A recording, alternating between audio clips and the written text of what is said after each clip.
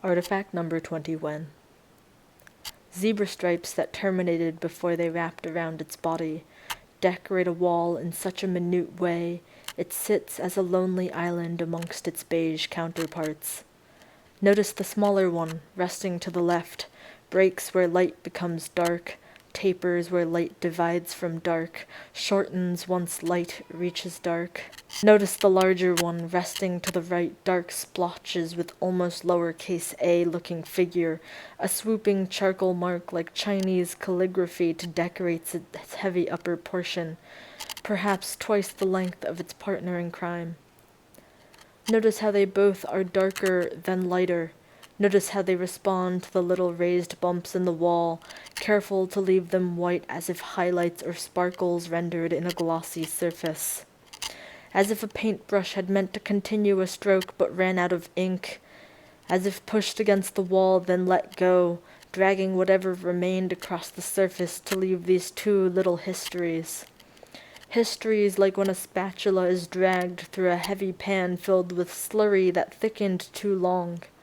Like two half-eaten Kit Kat bars, or two severed strings of black bean pasta strewn across a perfectly white porcelain plate, were neglected for a bowl instead.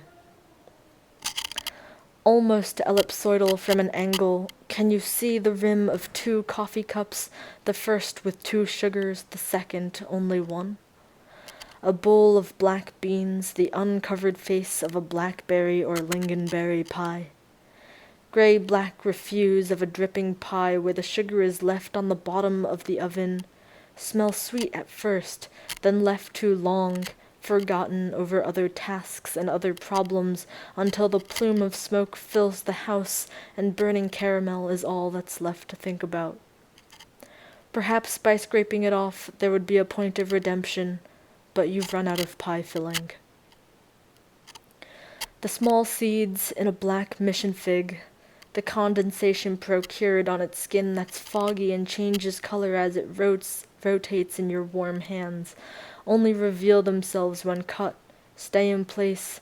They are not what you expect from such dark complexion, exploding with color of deep blushes and fresh greens.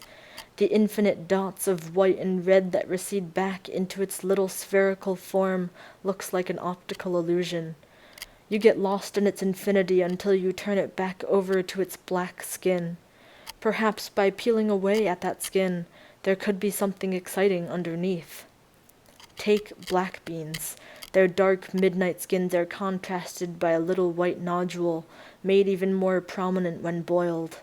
But alas, when the fork comes to pierce the skin of the bean, you are met with the light blue underneath, a deception unlike the homogeneous black licorice strings that when cut only show a black interior, or the grains of black rice where little brown and white flecks are seen, but washing removes some of its beautiful color, and the purple water is dumped down the drain.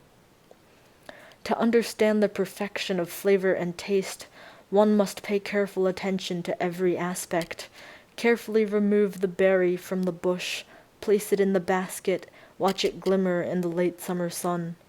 Watch the individual sacs come apart as your fingers pry them from their stems. To eat the berry, feel the gush and pop in your mouth as your teeth meet their firm, a perfectly ripe berry.